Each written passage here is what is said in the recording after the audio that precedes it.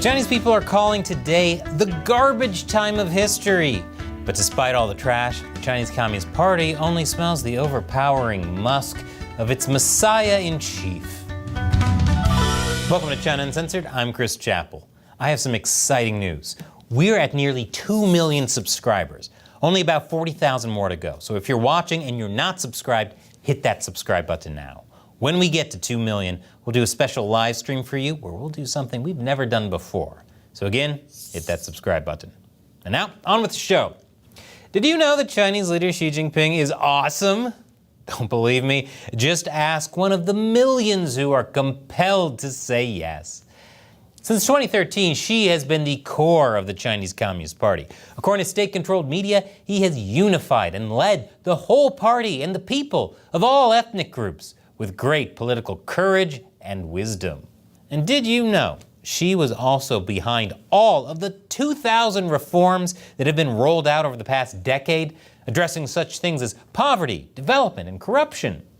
Hey, surely poverty and corruption hasn't gotten worse since those reforms were rolled out. I mean, that'd be crazy. But that's not all that makes him amazing. Back in the old days, he would carry more than 200 pounds of wheat over his shoulder for approximately 3 miles on a mountain road without switching sides. When a group of Taiwanese strongmen later tried to replicate that feat, they obviously failed because, again, they're not Xi, and Xi is awesome. So with a superhero like Xi at the helm, it's no wonder that China is currently undergoing an economic miracle. And that miracle looks set to continue, unlike other lazy miracles that just happen once and are gone. At least, that was the narrative that China's major state media were trying to push during a pivotal meeting earlier this month held by the CCP. The meeting is also known as the Third Plenum. It's held every 5 years to set the direction for China's social and economic policies. And as you can tell from, well, everything, the direction of China's social and economic policies has been set to, oh God, no, why would anyone do that? But they had a chance to correct the course. Instead, this year's plenum ended without major policy announcements, with a lot of focus instead on praising Xi. But this may surprise you. That sentiment is far from universally shared among Chinese people. In fact, public criticism erupted online over these boisterous claims to such a point that a state-run media piece celebrating Xi, titled "Xi the Reformer," seemingly had to be taken down. Man, and I thought my fan fiction got bad reviews. And if you're wondering, it was about Gilmore Girls and how Rory should have wound up with Marty.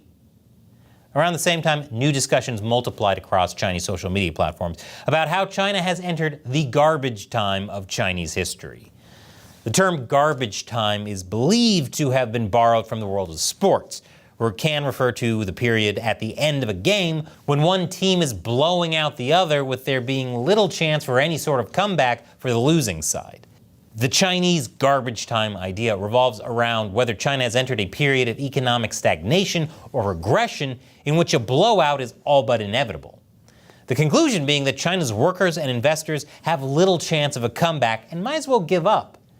So, following the Third Plenum, there were two very different outlooks at play, with online discussions about China's new garbage era on the one hand, and state media stories about miracle maker Xi on the other. It makes sense because in the Xi Jinping era, spreading positive energy about China is one of the requirements for Chinese media. They have to tell China's story well, because positive stories casting off positive energy puts the Communist Party and the Chinese government in a positive light. And just look how positively it's affecting the Chinese people. So, surprise, surprise, there's a huge disconnect between what state media is saying and, reality. Today I learned the dog from that meme is apparently an employee of Chinese media. If we look at the actual economic situation in China instead, it makes sense why some Chinese people think the current situation is garbage. China's massive housing crisis is now in its 4th year. Its stock market is struggling, youth unemployment is high, and official economic growth numbers in the past quarter were disappointing to say the least. And that's all based on the official reported numbers, which are not known for their accuracy. The only miracle is how they're able to botch so many things so badly all at once. So yeah, things are bad. And as the Chinese economy stumbles, so has the confidence and optimism of the Chinese people. consumer spending has fallen, with people in China today preferring to repay debt and buy wealth management products as they prepare for worse economic times. It's not just the numbers telling this dismal story of China's economic situation. In recent years, a popular trend has been spreading online where Chinese people share how they went on vacation as cheaply as possible. Tips for cheap vacationing include things like low-cost eating and sleeping in 24/7 restaurants instead of paying for hotels. Because nothing says relaxing getaway like sleeping in a Denny's and hoping drunks at 2 a.m. don't puke on you. But at the same time, there's also been even more dire signs of China's economic decline. Last month, a state council audit revealed that dozens of local governments used the equivalent of hundreds of millions of dollars meant for rural school meal subsidies to instead settle government debt. Look, I'm not a fan of any corruption, but if you're gonna steal, couldn't you have done it from literally anywhere besides money for poor, hungry school kids, you Oliver Twist villains? And in some provinces, the economic situation is so bad these days that local officials have launched financial raids into other provinces to secure funding in a maneuver known as fishing the high seas. Adding all this together, China does sound closer to economic garbage times than economic miracle times. But given that Chinese media are firmly in the clutches of the CCP, it's no surprise that there has been a lack of news stories diving into the sentiment behind the garbage time phrase. Instead, plenty of state media and influential commentators have rallied against the use of the concept. Earlier this month, a finance professor at Renmin University called the concept of garbage time of China's history a falsification of academic concepts, which is just a pretentious way of saying, "Nuh-uh, your face is garbage time." Beijing Daily called it a false proposition not worth refuting before launching into a 3,000-character piece trying to refute the proposition. Because if something's not worth doing, it's worth doing well. In a separate commentary, Beijing Daily called garbage time a catchphrase insinuating that there's no help and no hope, denying and downplaying everything in China. One public figure called the idea of an era of garbage time dangerous because of its implicit message of hopelessness. Yes, because it's totally the idea of a garbage time that's spreading hopelessness and not, the reality of living under a brutal authoritarian regime. Since then, posts and comments about garbage time that do not refute the idea have been removed from Chinese social media platforms by censors, which simultaneously means that no one in China feels that way anymore, and they never did, ever, not even a little bit. But this reaction from the authorities is not unexpected. Xi Jinping has for years called on Chinese people to struggle and embrace hardship. If Chinese people instead choose to settle for less or even give up in the face of bad times, then Xi's own vision of rejuvenating the Chinese nation will look bleak. Yeah, that's what's going to make China under Xi look bleak. Harvesting organs, putting racial minorities in camps, and using rape as a form of torture, that's just sunshine and lollipops. So the CCP tries to get everyone to stop focusing on the trash and start smelling the roses. Unfortunately for Beijing, new evidence suggests that Chinese people are no longer as receptive to positive stories about economic miracles as they might have been in the past. In a recent study published in a summary by the U.S. think tank, the Center for Strategic and International Studies, researchers found that over the last 2 decades, Chinese people have generally stopped believing that the economic system works for them. Based on nationwide surveys conducted across China, the study showed that in 2004, people often attributed personal poverty to a lack of ability or a lack of effort on the part of individuals, while factors such as unequal opportunities or unfair economic system were ranked much lower.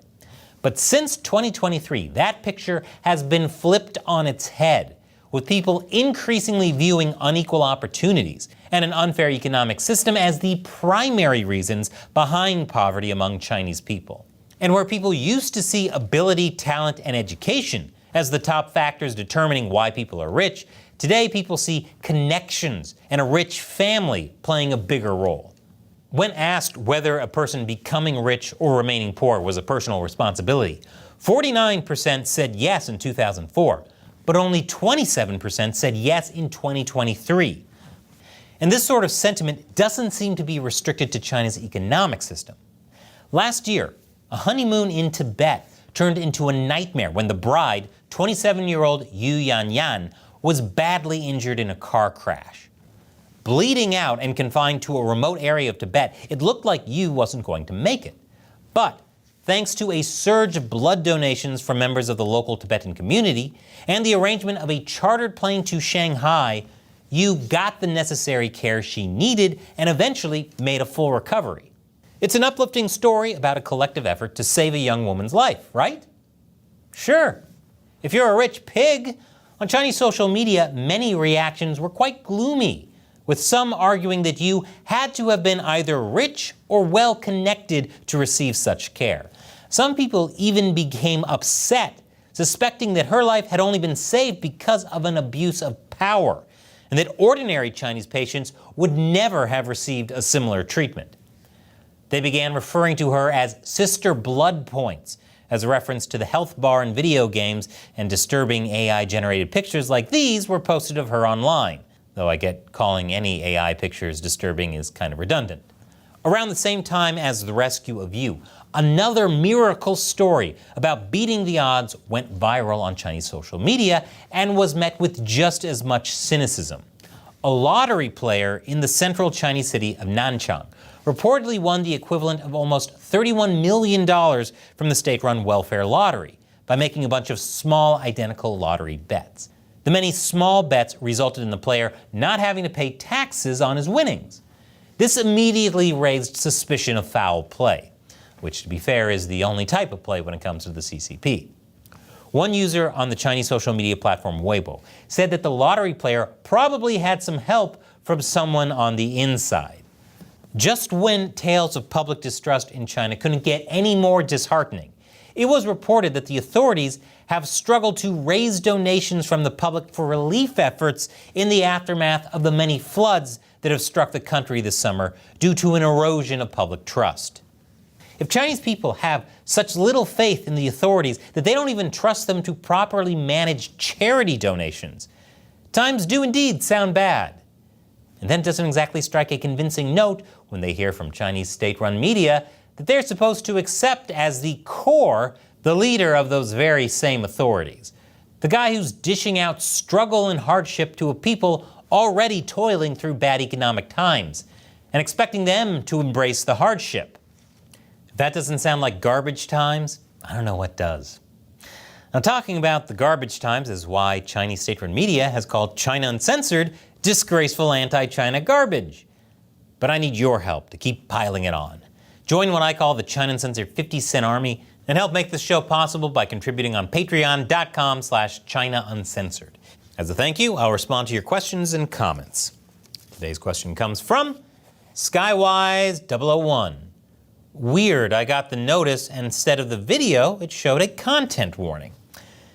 Yeah, YouTube is doing all kinds of weird things to us. A lot of people struggle to find the show in the search menu. People aren't getting notified of new episodes. People are even being secretly unsubscribed. I'm sure the show would easily have reached 2 million subscribers by now if it weren't for whatever was going on the back end. That's why I'm working on a project right now that should hopefully get around all of YouTube's shenanigans. I'll let you know more about that when it's time to drop. Thanks for letting me know, Skywise. Click that orange button to join my China Uncensored 50-cent army on Patreon. And if you want to know more about how communists take over a society, and especially the role of useful idiots, check out this video from my new show, Deep Thoughts While Gaming, where I hide from YouTube's censorship bots controversial conversations in gaming content. This one is about how the blue creatures from Avatar are actually dirty reds. Once again, I'm Chris Chappell. See you next time.